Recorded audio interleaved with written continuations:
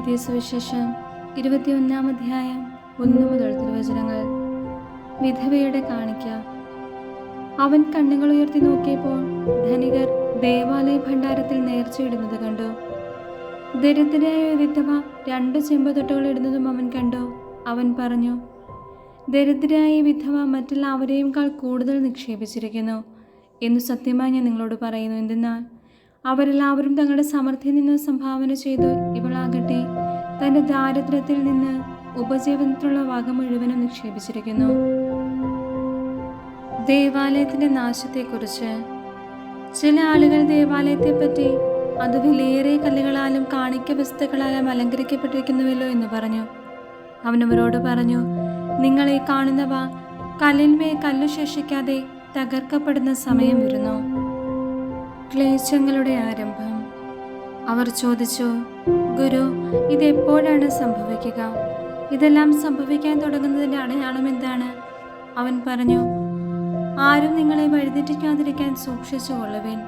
എന്തെന്നാൽ പലരും അവൻ ഞാനാണെന്നും സമയമെടുത്തു എന്നും പറഞ്ഞുകൊണ്ട് എൻ്റെ നാമത്തിൽ വരും. നിങ്ങൾ അവരുടെ പിന്നാലെ പോകരുത്. യുദ്ധങ്ങളെയും കലഹങ്ങളെയും കുറിച്ച് കേൾക്കുമ്പോൾ നിങ്ങൾ ഭയപ്പെടരുത്. ഇവയെല്ലാം ആദ്യം സംഭവിക്കേണ്ടതാണ്, എന്നാൽ അവസാനം ഇനിയുമായിട്ടില്ല. അവൻ തുടർന്നു, ജനം ജനത്തിനെതിരായും രാജ്യം രാജ്യത്തിനെതിരായും തല ഉയർത്തും. വലിയ ഭൂകമ്പങ്ങളും പല സ്ഥലങ്ങളിലും ക്ഷാമവും പകർച്ചവ്യാധികളും ഉണ്ടാകും. ഭീകര സംഭവങ്ങളും ആകാശത്തുനിന്ന് വലിയ അടയാളങ്ങളും ഉണ്ടാകും. ഇവയ്ക്കെല്ലാം മുമ്പ് അവർ നിങ്ങളെ പിടികൂടുകയും പീഡിപ്പിക്കുകയും ചെയ്യും. അവരുടെ സിനഗോഗുകളിലും കാരാഗൃഹങ്ങളിലും നിങ്ങളെ ഏൽപ്പിച്ചു കൊടുക്കും. എൻ്റെ നാമത്തെ പ്രതി രാജാക്കന്മാരുടെയും ദേശാധിപതികളുടെയും മുൻപിൽ അവർ നിങ്ങളെ കൊണ്ടുചെല്ലും. നിങ്ങൾക്കിത് സാക്ഷ്യം നൽകുന്നതിനുള്ള അവസരമായിരിക്കും. എന്തുത്തരം പറയണമെന്ന് നേരത്തെ ആലോചിക്കേണ്ടതില്ലെന്ന് മനസ്സിലാക്കിക്കൊള്ളുവേൻ. എന്തെന്നാൽ നിങ്ങളുടെ എതിരാളികളിൽ ആർക്കും ചേർത്ത് നിൽക്കാനോ എതിർക്കാനോ കഴിയാത്ത വാക്ചാതുര്യവും ജ്ഞാനവും നിങ്ങൾക്ക് ഞാൻ നൽകും. മാതാപിതാക്കന്മാർ, സഹോദരർ, ബന്ധുമിത്രങ്ങൾ, സ്നേഹിതർ എന്നിവർ പോലും നിങ്ങളെ ഒറ്റിക്കൊടുക്കും. അവർ നിങ്ങളെ ചിലരെ കൊല്ലുകയും ചെയ്യും. എൻ്റെ നാമനിമിത്തം നിങ്ങളെ എല്ലാവരും ദ്വേഷിക്കും. എങ്കിലും നിങ്ങളുടെ ഒരു തലമുറയുടെ പോലും നശിച്ചു പോവുകയില്ല. പീഡനത്തിലും ഉറച്ചു നിൽക്കുന്നതിലൂടെ നിങ്ങളുടെ ജീവനെ നിങ്ങൾ നേടും. ജെറുസലേമിൻ്റെ പതനം. ജെറുസലേമിന് ചുറ്റും സൈന്യം താവളമടിച്ചിരിക്കുന്നത് കാണുമ്പോൾ അതിൻ്റെ നാശം അടുത്തിരിക്കുന്നുവെന്ന് അറിഞ്ഞുകൊള്ളുവിൻ. അപ്പോൾ യൂദയായിലുള്ളവർ പർവ്വതങ്ങളിലേക്ക് പലായനം ചെയ്യട്ടെ. പട്ടണത്തിലുള്ളവർ അവിടെ വിട്ടുപോകട്ടെ. ഗ്രാമങ്ങളിലുള്ളവർ പട്ടണത്തെ പ്രവേശിക്കാതിരിക്കട്ടെ. കാരണം എഴുതപ്പെട്ടവയെല്ലാം പൂർത്തിയാകേണ്ട പ്രതികാരത്തിൻ്റെ ദിവസങ്ങളാണവ. ആ ദിവസങ്ങളിൽ ഗർഭിണികൾക്കും മുലയൂട്ടുന്നവർക്കും ദുരിതം. അന്ന് ഭൂമുഖത്ത് വലിയ ഞെരുക്കവും ഈ ജനത്തിന്മേൽ വലിയ ക്രോധവും നിപതിക്കും. അവർ വാളിൻ്റെ വാഴ്ത്തയിലേറ്റു വീഴുകയും എല്ലാ ജനതകളിലേക്കും തടവുകാരായി കൊണ്ടുപോകപ്പെടുകയും ചെയ്യും. വിജാതീയരുടെ നാളുകൾ പൂർത്തിയാകുന്നതുവരെ അവർ ജെറുസലേമിനെ ചവിട്ടിമെതിക്കും. മനുഷ്യപുത്രന്റെ ആഗമനം. സൂര്യനിലും ചന്ദ്രനിലും നക്ഷത്രങ്ങളിലും അടയാളങ്ങൾ പ്രത്യക്ഷപ്പെടും. കടലിൻ്റെയും തിരമാലകളുടെയും ഇരമ്പൽ ജനപദങ്ങളിൽ സംഭ്രമം ഉളവാക്കും.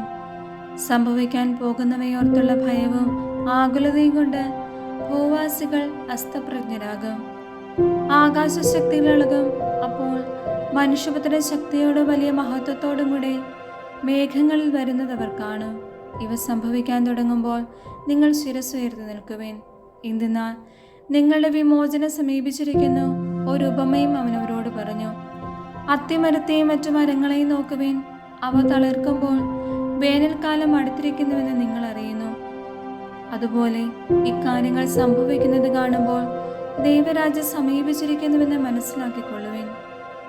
സത്യമായി ഞാൻ നിങ്ങളോട് പറയുന്നു, എല്ലാം സംഭവിക്കുന്നതുവരെ ഈ തലമുറ കടന്നു പോവുകയില്ല.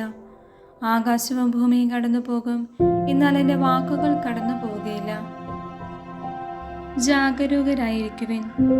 സുഖലോലുപത, മദ്യാസക്തി, ജീവിത വ്യഗ്രത എന്നിവയാൽ നിങ്ങളുടെ മനസ്സ് ദുർബലമാവുകയും ആ ദിവസം ഒരു കെണി പോലെ പെട്ടെന്ന് നിങ്ങളുടെ മേൽ വന്ന് വീഴുകയും ചെയ്യാതിരിക്കാൻ ശ്രദ്ധിക്കുവിൻ.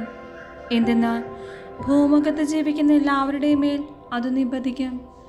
സംഭവിക്കാനിരിക്കുന്നവയിൽ നിന്നെല്ലാം രക്ഷപ്പെട്ട് മനുഷ്യപുത്രന്റെ മുമ്പിൽ പ്രത്യക്ഷപ്പെടാൻ വേണ്ട കരുത്ത് ലഭിക്കാൻ സദാ പ്രാർത്ഥിച്ചുകൊണ്ട് ജാഗരൂകരായിരിക്കുവിൻ. എല്ലാ ദിവസവും അവൻ ദേവാലയത്തിൽ പഠിപ്പിച്ചുകൊണ്ടിരുന്നു. രാത്രിയിൽ അവൻ പട്ടണത്തിന് പുറത്തുപോയി ഒലിവ് മലയിൽ വിശ്രമിച്ചു. അവന്റെ വാക്കു കേൾക്കാൻ വേണ്ടി ജനം മുഴുവൻ അതിരാവിലെ ദേവാലയത്തിൽ അവന്റെ അടുത്ത് വന്നിരുന്നു.